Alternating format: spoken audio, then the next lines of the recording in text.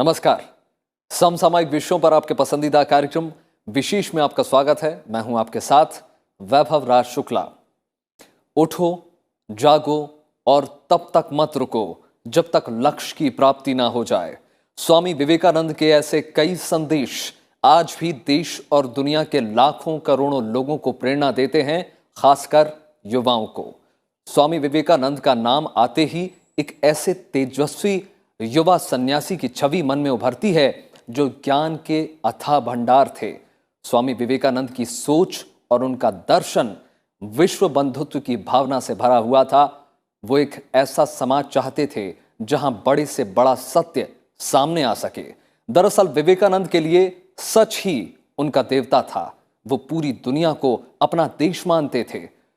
सत्य एक ही है, उस तक पहुंचने के रास्ते अलग अलग हैं। भारत की इस वैदिक परंपरा को वैश्विक पटल पर रखने वाले स्वामी विवेकानंद धार्मिक आधार पर एक दूसरे पर श्रेष्ठता की जगह सार्वभौमिक धर्म की कल्पना करते थे। और ये कोई अलग धर्म नहीं था, बल्कि अपने अपने धर्मों में छिपा वैश्विक भाईचारे का सिद्धांत ही था।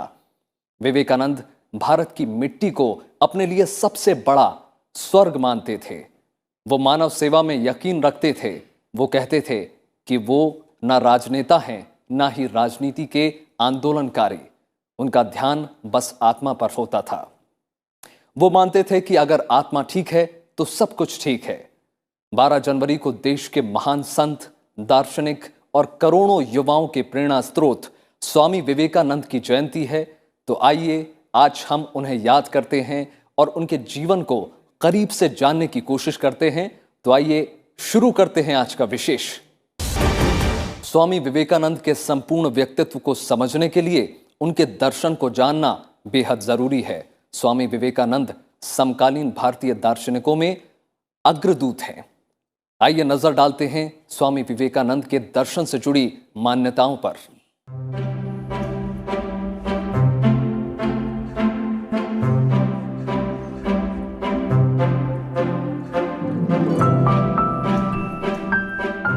भारतीय पुनर्जागरण के पुरोधा स्वामी विवेकानंद का जन्म 12 जनवरी 1863 को कलकत्ता के एक मशहूर वकील विश्वनाथ दत्त के घर हुआ। माता भुवनेश्वरी देवी प्रेम से उन्हें वीरेश्वर पुकारती थी, लेकिन नामकरण संस्कार के समय उनका नाम नरेंद्र नाथ दत्त रखा गया।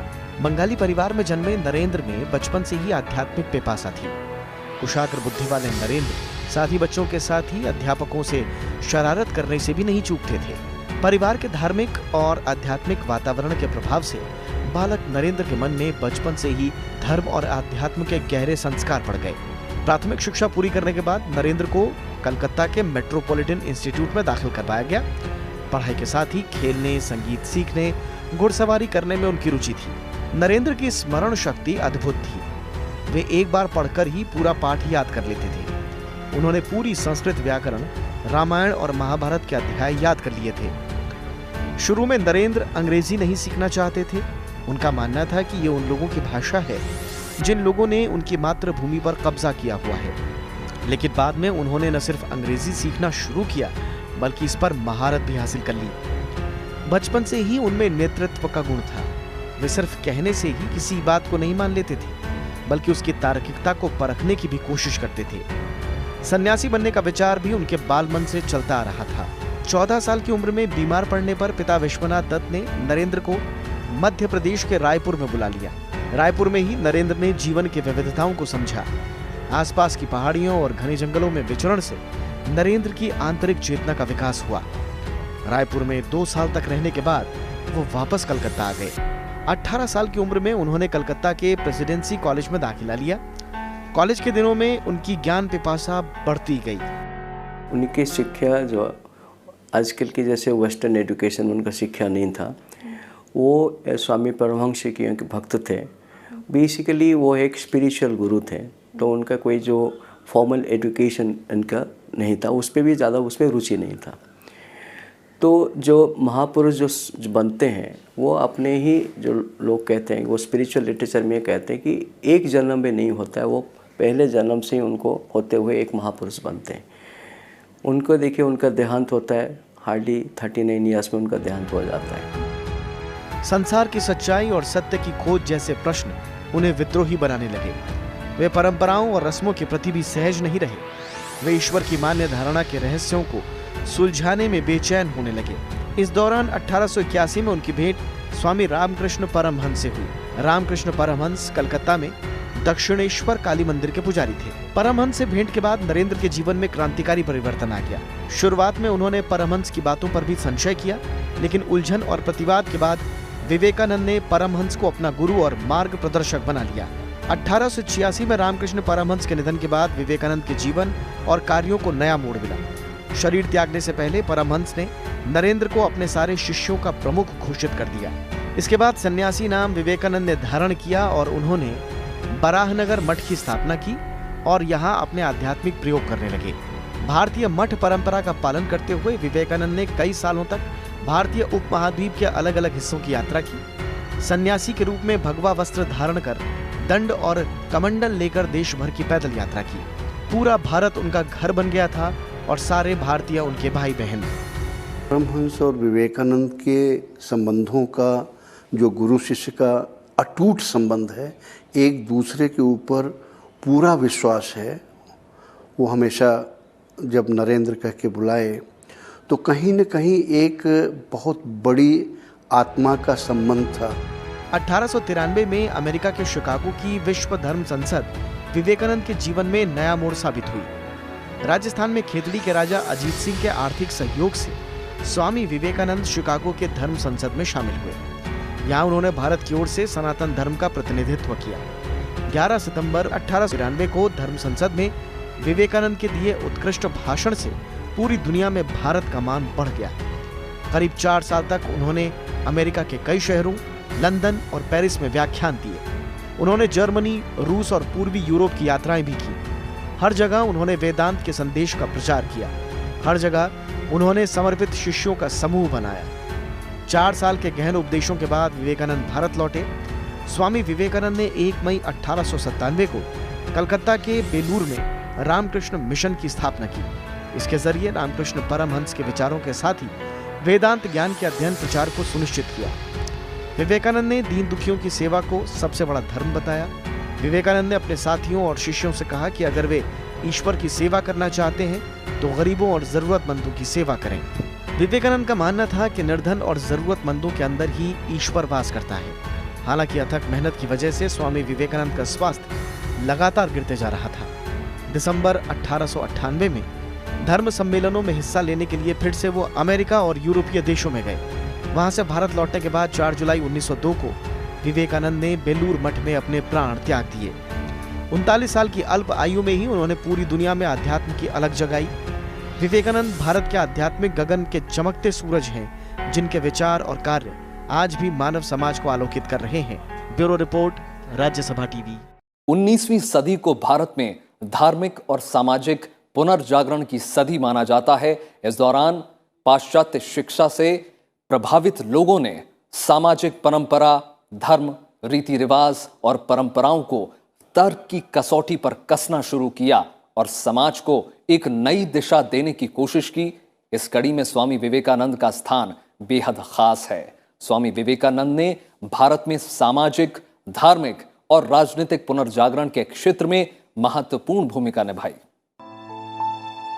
स्वामी विवेकानंद के विचारों पर सबसे गहरा प्रभाव प्राचीन भारतीय दर्शन, खासकर वेदांत दर्शन का है। इसके अलावा उनके दर्शन पर बौद्ध दर्शन का प्रभाव भी स्पष्ट दिखाई देता है। अंधविश्वास और रूढ़िवादी कुरीतियों के विरुद्ध जो उनका प्रतिवाद है, वो ब्रह्म समाज के प्रभाव में है। इसके अलावा गीता की बातों का भी विवेकानंद के विचारों पर गहरा असर देखा जा सकता है। इन सब के परे विवेकानंद के जीवन, मन और विचारों पर सबसे ज्यादा प्रभाव उनके गुरु स्वामी रामकृष्ण परमहंस का था। रामकृष्ण परमहंस ने ही विवेकानंद को आध्यात्मिक अनुशासन और चिंतन की दीक्षा दी। विवेकानंद का दर्शन कई अर्थों में आध्यात्मवाद का दर्शन कहा जा सकता है। इनके दार्शनिक विचार तत्वमीमांसीय आध्यात्मवाद का उदाहरण है। विवेकानंद की मान्यता है कि सत्य मूलतः आध्यात्मिक है। विवेकानंद का आध्यात्मवाद एकवादी है। विवेकानंद का मानना है कि ब्रह्मवाद, अमूर्त एकवाद और ईश्वरवाद ये सभी सत्य को समझने के हमारे अलग अलग प्रकार हैं। इस रूप में विवेकानंद मूल तत्व यानी सत्य की व्याख्या में एकवादी और ईश्वरवादी दोनों व्याख्याओं के बीच सहज भाव से विचरण करते हैं। विवेकानंद एक दृष्टि से सर्वेश्वरवादी हैं, लेकिन उन्होंने ईश्वर को व्यक्तित्वपूर्ण भी कहा है। विवेकानंद की ईश्वर में गहरी आस्था है और उनकी आस्था की अभिव्यक्ति इस विश्वास में होती है कि ईश्वर में बिना आस्था रखे जीना असंभव है। विवेकानंद का कहना है कि यह संभव नहीं है कि हम जगत और आत्मा की सत्ता को स्वीकार कर लें और ईश्वर की सत्ता को नकार दें। विवेकानंद ईश्वर के अस्तित्व को स्थापित करने का एक आधार सभी वस्तुओं में निहित एकत्व को मानते हैं। विवेकानंद ईश्वर की साक्षात अनुभूति को भी संभव मानते हैं। विवेकानंद ने अपने दर्शन में सृष्टिवाद और विकासवाद दोनों के लिए स्थान बनाया है। नव वेदांतवादी विवेकानंद के जगत विचार में माया का भी स्थान है। ये शंकर के माया विचार के समान होते हुए भी इससे अलग है। शंकर जहां माया को शक्ति मानते हैं जो भ्रांति उत्पन्न करती है, लेकिन विवेकानंद का कहना है कि माया भ्रांति नहीं है, बल्कि माया जगत का एक तथ्यात्मक विवरण है। जगत में व्यक्त विरोध ही माया है। विवेकानंद के मानव विचार में भौतिक और आध्यात्मिक दोनों पक्षों का समन्वित और व्यवस्थित रूप से प्रस्तुतिकरण है। हालांकि विवेकानंद भौतिक पक्ष को निम्नतर पक्ष और आध्यात्मिक स्वरूप को उच्चतर पक्ष मानते हैं। विवेकानंद ने अमरता को आत्मा की विशिष्टता बताया है, जो पुनर्जन्म से शुरू होकर पुनर्जन्म से मुक्ति पर खत्म होती है। आत्मा अमरता की अनुभूति कैसे कर सकती है, इसके लिए विवेकानंद ने ज्ञान योग, भक्ति मार्ग और कर्म मार्ग का विश्लेषण किया है। इसके अलावा राजयोग का भी जिक्र किया है, जिसमें अमरता की प्राप्ति के लिए मन और शरीर के पूर्ण नियंत्रण और अनुशासन शामिल हैं। विवेकानंद की मान्यता है कि मानव जाति के भाग्य को दिशा निर्देश देने वाली शक्तियों में सबसे ज्यादा प्रभाव धर्म का ही रहता है। विवेकानंद का मानना है कि धर्म को कभी नकारा नहीं जा सकता। उनका कहना है कि धर्मों की विभिन्नता, उनका आपसी मतभेद और विवाद धर्मों के जीवन के लिए अनिवार्य हैं। वेदांत का हिस्सा था कि जैसे जो कहा जाता है कि एकम सत विप्रा बहुधा वदन्ति, सत्य एक है, वहाँ तक पहुँचने के रास्ते अलग अलग हो सकते हैं। ये एक हमारी कल्पना, वैदिक कल्पना थी, जिसमें सभी धर्मों को उतना ही एक तरह से सम्मान दिया गया कि आपका धर्म भी उतना ही श्रेष्ठ है जितना मेरा। विवेकानंद का कहना है कि धर्म सार्वभौम कैसे हो पाएगा, इस प्रश्न के समाधान में ही सार्वभौम धर्म का स्वरूप उभरता है। वे कहते हैं कि धर्मों की सार्वभौमिकता की एक पहचान ये है कि उसके द्वार हर व्यक्ति के लिए खुले रहें। सार्वभौम धर्म की दूसरी शर्त यह है कि वो विभिन्न धर्म संस्थाओं को संतुष्ट और तृप्त कर सके। विवेकानंद का मानना है कि जैसे विश्व बंधुत्व संभव है, वैसे ही सार्वभौम धर्म भी वास्तविक है। विवेकानंद का कहना है कि वस्तुतः हर धर्म सार्वभौम धर्म है, लेकिन हम अपनी सुविधाओं और बाह्य उद्देश्यों की पूर्ति के लिए उस धर्म की सार्वभौमिकता की उपेक्षा कर उसे सांप्रदायिक बना देते हैं। आगे चलकर वे स्पष्ट करते हैं कि सार्वभौम धर्म बनाने का अर्थ अलग से किसी धर्म को मानने की आवश्यकता नहीं है। विवेकानंद कहते हैं कि सार्वभौम मानसिकता से सोचें तो हम सभी धर्मों की एक समानता को देख पाएंगे। सार्वभौम धर्म की विशिष्टता होनी चाहिए कि वो हर मन को सहज रूप से स्वीकार हो। Bureau report, Rajya Sabha TV. Swami Vivekananda को हम संत, दार्शनिक और समाज सुधारक के साथ ही समाज को नई दिशा देने वाले शख्स के तौर पर याद करते हैं। उनके व्यक्तित्व के हर पहलू का विकास परिवार से मिले संस्कारों से ही शुरू हुआ। भारतीय सनातन धर्म से दुनिया को परिचय कराने वाले स्वामी विवेकानंद बचपन से ही खोजी प्रवृत्ति के थे। उन्होंने गरीबों की सेवा को ईश्वर की सेवा बताया और इसे जीवन पर्यंत खुद भी अपनाया। आइए नजर डालते हैं उनके जीवन परिचय पर। उठो, जागो और तब तक रुको नहीं जब तक मंजिल प्राप्त ना हो जाए।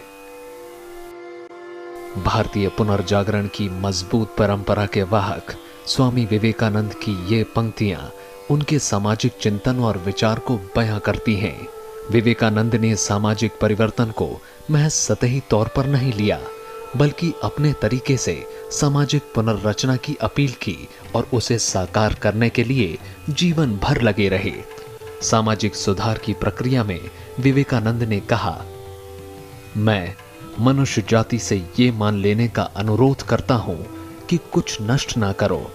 विनाशक सुधारक लोग संसार का कुछ भी उपकार नहीं कर सकते।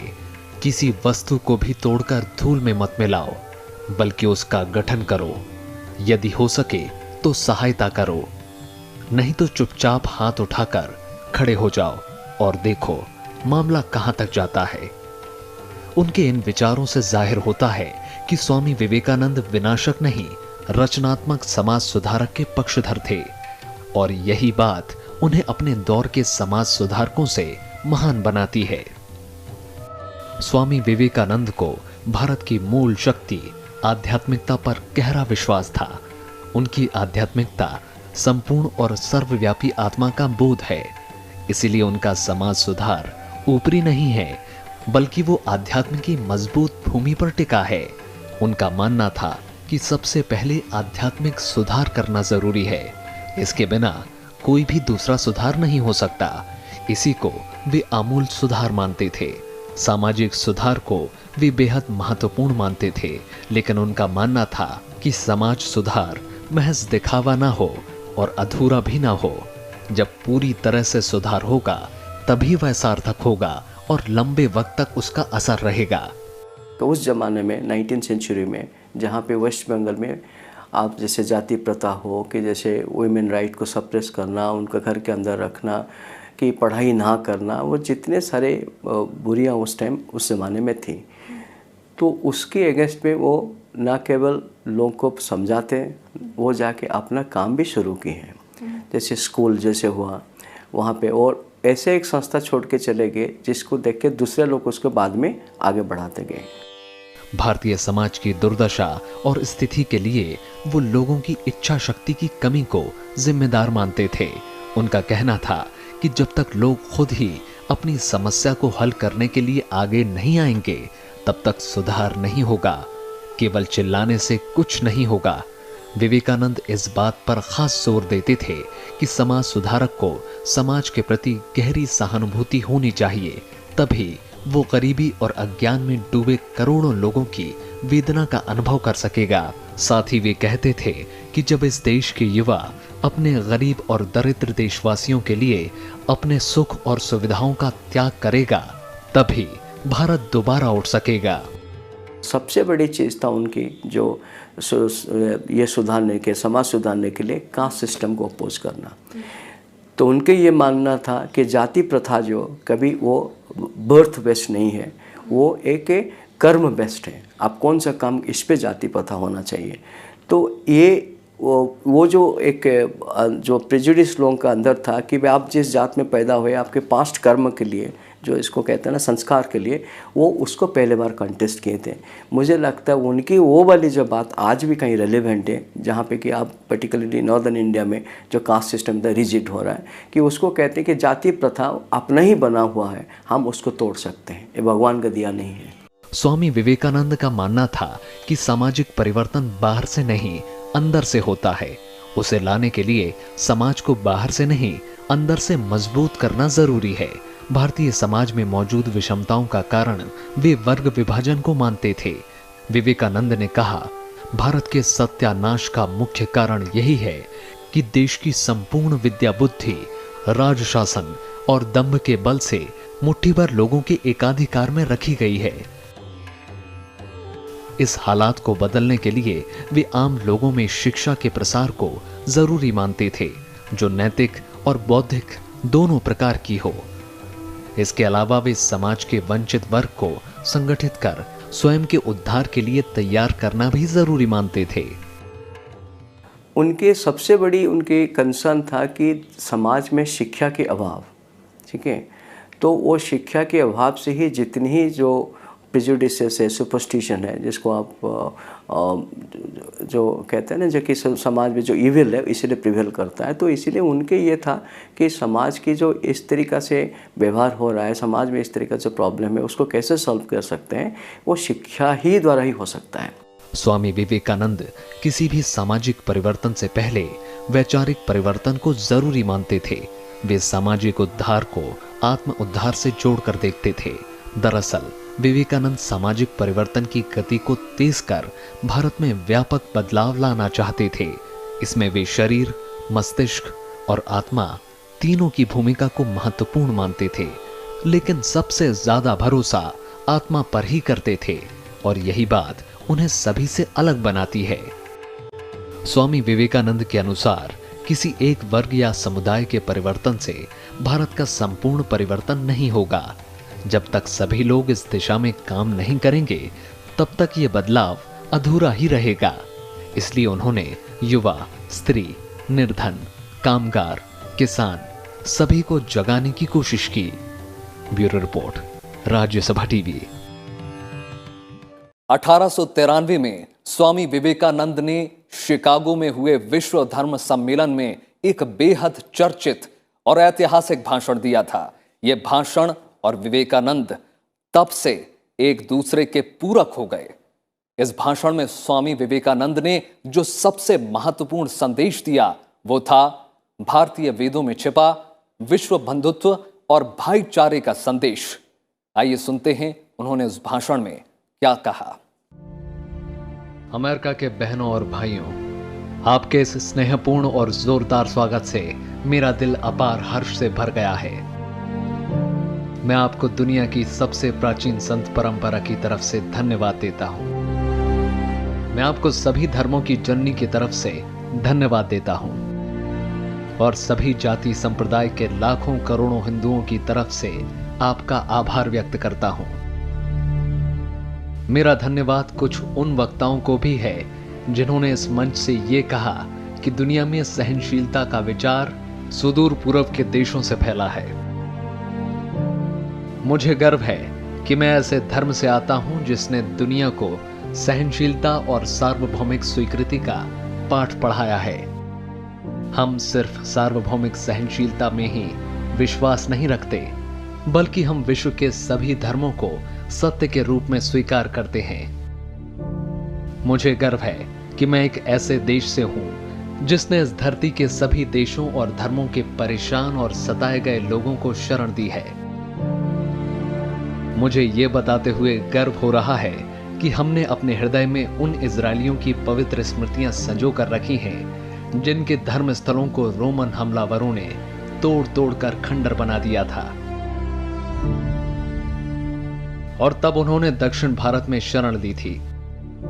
मुझे इस बात का गर्व है कि मैं एक ऐसे धर्म से हूं जिसने महान पारसी धर्म के लोगों को शरण दी और अभी भी उन्हें पाल पोस रहा है। भाइयों, मैं आपको एक श्लोक की कुछ पंक्तियां सुनाना चाहूंगा जिनका मैंने बचपन से स्मरण किया और दोहराया है और जो रोज करोड़ों लोगों द्वारा हर दिन दोहराया जाता है। जिस तरह अलग अलग स्रोतों से निकली विभिन्न नदियां अंत में समुद्र में जाकर मिलती हैं, उसी तरह मनुष्य अपनी इच्छा के अनुरूप अलग अलग मार्ग चुनता है। वे देखने में भले ही सीधे या टेढ़े मेढ़े लगें, पर सभी भगवान तक ही जाते हैं। वर्तमान सम्मेलन, जो कि आज तक की सबसे पवित्र सभाओं में से एक है, गीता में बताए गए इस सिद्धांत का प्रमाण है। जो भी मुझ तक आया है, चाहे वह कैसा भी हो, मैं उस तक पहुंचता हूं। लोग चाहे कोई भी रास्ता चुने, आखिर में मुझ तक ही पहुंचते हैं। सांप्रदायिकताएं, कट्टरताएं और इसके भयानक वंशजों की हठ धर्मता ने लंबे समय से पृथ्वी को अपने शिकंजों में जकड़ा हुआ है। इन्होंने पृथ्वी को हिंसा से भर दिया है। कितनी बार ही ये धरती खून से लाल हुई है। न जाने कितनी सभ्यताएं तबाह हुई हैं और कितने देश मिटा दिए गए हैं। अगर ये भयानक राक्षस नहीं होते तो आज मानव समाज कहीं ज्यादा उन्नत होता, लेकिन अब उनका समय पूरा हो चुका है। मुझे पूरी उम्मीद है कि आज इस सम्मेलन का शंखनाद सभी हठ धर्मिताओं, हर तरह के क्लेश और सभी मनुष्यों के बीच की दुर्भावनाओं का विनाश करेगा, चाहे वो तलवार से हो या फिर कलम से। 39 साल की अल्प आयु में स्वामी विवेकानंद जो काम कर गए, वो शताब्दियों तक आने वाली पीढ़ियों का मार्गदर्शन करता रहेगा। जिन सामाजिक, राजनीतिक और आर्थिक चुनौतियों का सामना हम आज कर रहे हैं, उन पर स्वामी विवेकानंद ने उस दौर में सुधार की बात की थी जब दूर दूर तक इस पर कोई ध्यान देने वाला तक नहीं था। उनके विचार और सिद्धांत आज भी उतने ही प्रासंगिक हैं।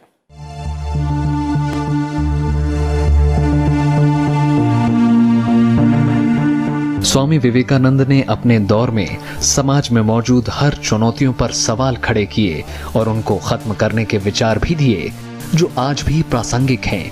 गरीबी आज भी हमारे समाज की प्रमुख चुनौतियों में से एक है। गरीब और गरीबी को लेकर किस तरह का रुख अपनाया जाना चाहिए, इसे लेकर विवेकानंद कहते थे, हर व्यक्ति को भगवान की तरह देखो। आप किसी की मदद नहीं कर सकते, बस उसकी सेवा कर सकते हैं। उन्होंने कहा, जब तक करोड़ों लोग भूखे और वंचित रहेंगे, तब तक मैं हर उस आदमी को गद्दार मानूंगा जिसने गरीबों की कीमत पर शिक्षा तो हासिल की, लेकिन उनकी बिल्कुल चिंता नहीं की। स्वामी विवेकानंद ने शिक्षा के प्रचार प्रसार पर काफी जोर दिया। उन्होंने कहा कि शिक्षा का मतलब ये नहीं है कि दिमाग में कई ऐसी सूचनाएं इकट्ठा कर ली जाएं, जिसका जीवन में कोई इस्तेमाल ही नहीं हो। उनके अनुसार हमारी शिक्षा जीवन निर्माण, व्यक्ति निर्माण और चरित्र निर्माण पर आधारित होनी चाहिए। किताबी ज्ञान हासिल करने वाले से ज्यादा शिक्षित ऐसी शिक्षा हासिल करने वाले को माना जाए।